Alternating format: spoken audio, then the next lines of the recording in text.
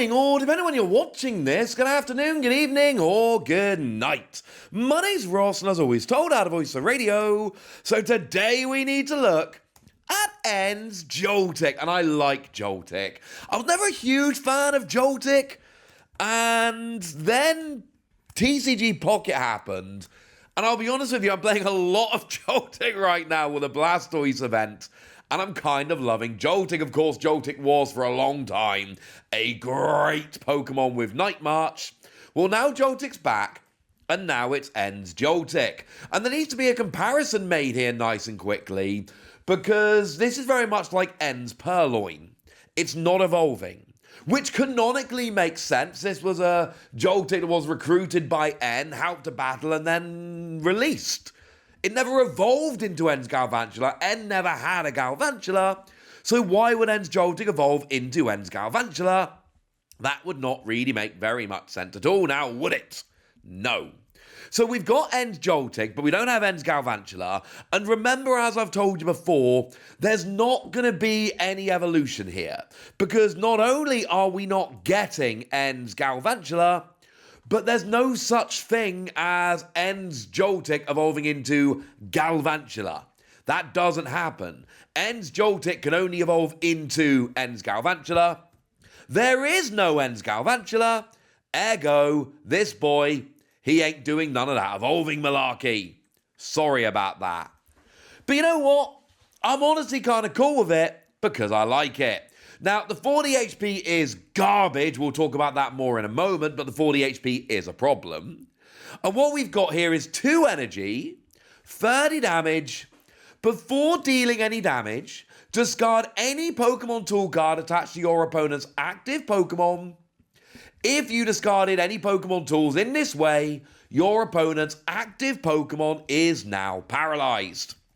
So what we got here is tool removal combined with paralysis. And you know what? Yeah. This is kind of cool. Now look, on its own, I'm not a huge fan of this card because it's got 40 HP, so it's just going to be KO'd right back. After the paralysis runs out, of course. And the 30 damage isn't particularly great. We do have N's PP up, which can accelerate an energy to it. So essentially, you use N's PP up to get an energy on there. Then you attack for the turn. And then you can just attack straight away. So actually, in that regard, it's not too bad. You can use it. But 30 damage on a 40 HP Pokemon, nah, mate, not a big fan. But once again, we're talking about N Zoroark. And N Zoroark has got that attack that says you can use the attack of any of your N's Pokemon on the bench. And this turns it into very much a box-style deck. Lots of different attacks and then you choose between them. At which point this becomes a much more fun proposition. Because instead of having Joltik as your attacker, you just have Joltik sitting on the bench. And then if at any point your opponent attaches a tool, you do 30 damage, get rid of the tool, and automatic paralysis. But the thing is, you don't need Joltik sitting on the bench. Just leave a bench space active or open. And then if your opponent actually goes ahead and puts a tool on their active Pokemon, don't worry about it, because you can just immediately bench a Joltik, copy the attack, get rid of your opponent's tool, while getting automatic paralysis. That is what I really like about this. The other thing I really like about this is the metagame into which we're moving. Because if we look at battle partners and we look at the 4 trainers that are being represented, actually, 2 of them are going to be playing a lot of tools. Now, I will tell you that I&O, yeah, no tools, we're good. But look at Hop. Hop's whole thing is adding damage. Snorlax, you do an extra 30 damage. Postwick, you do an extra 30 damage. Hop's Choice Band, you do an extra 30 damage. And the attack cost is reduced by 1 of the Pokemon to which it's attached. So there's no, well, I just won't play Hop's Choice Band. No, it's going to be in the deck. Hop's Choice Band is an utterly ridiculous broken card that does an extra 30 damage and reduces your attack cost by 1, and the only downside is it has to be on a Hops Pokemon. None of this being behind on prizes or any of that rubbish. No. It just works. It is a ridiculous tool card. So you have to play it. But now all of a sudden, your opponent comes up against you, and they know you're playing Ends Joltik, and one of two things is going to happen. Either they play Hops Choice Band, you copy Joltik's attack, get rid of their tool, and get automatic paralysis while you're there. Yay!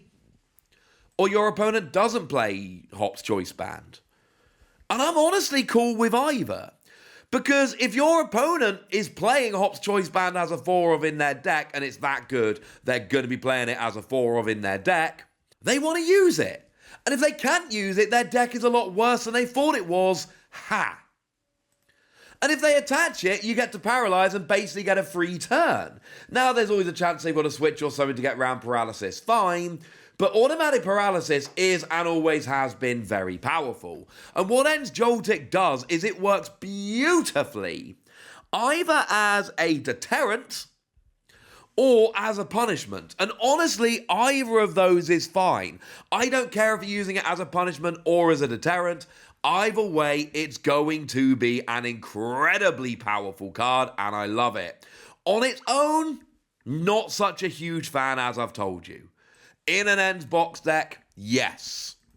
How about Lillie? Because Lillie also is kind of playing around with tools. We've got Lillie's Pearl. And the thing about Lillie's Pearl is that it stops a prize card being taken. Or to put it simply, it means that you take one less prize card when you take a KO on the Pokemon that has Lillie's Pearl attached. So again, against a Lillie's deck, there's no question of, are they playing? Yes, of course they're playing Lillie's Pearl. Like Hops Choice Band, Lillie's Pearl is absolutely busted. And the wording on Joltik is incredibly important here. It is before dealing damage. Maini. It literally says before. And what that means is you get rid of the tool, and let's say this takes a KO. Well, then there isn't a tool attached at the moment you take a KO, so you take the correct number of prizes. And even if you're not getting a KO with Joltik here, the fact is your opponent attaches Lillie's Pearl, which, let's face it, their deck is really going to be relying on Lillie's Pearl. That's kind of the point. And you just go, ha, paralysis, free turn, I'm good. And a lot of time that's going to be what you get here. You're going to get a free turn just to set up, get 30 damage on the board, and yeah, job's a good un. Get your next attack in. Get a free 30 damage and an extra turn to try setting up, and then move on from there. And that is what I love about this. I think this is absolutely brilliant in the context of an Ends deck. And I gotta stress that. Outside of an Ends deck, I just think this is a bit meh. But in an Ends deck where you're copying it with Zoroark, it's great. Now, the 40 HP is not great. The 40 HP is terrible. We don't like 40 HP.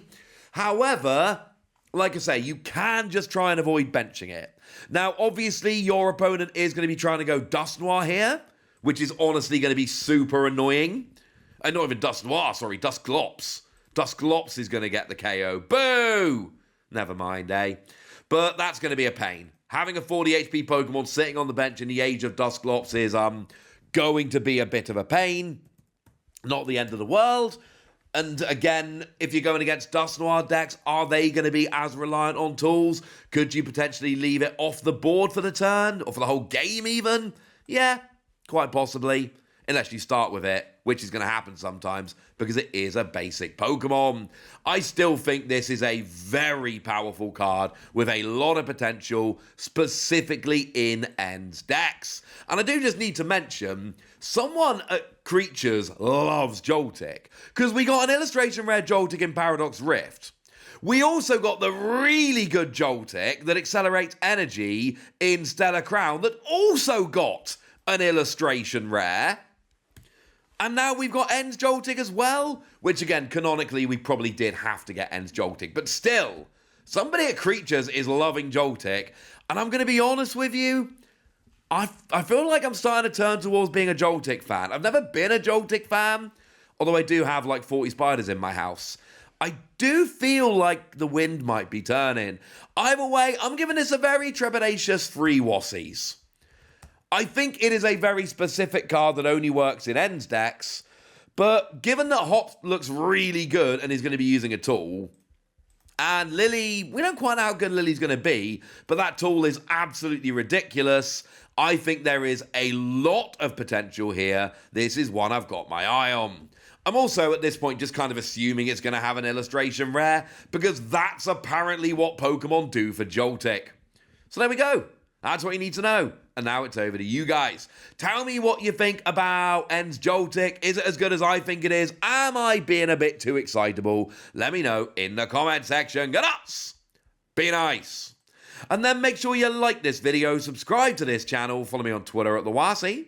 That's where we talk about Pokemon and a whole bunch of other card games. And please do consider checking out patreon.com/PTCG Radio, where you can support the channel, get some bonus podcasts and all kinds of fun things. But by far the most important thing as always, look after yourselves till next time, would ya?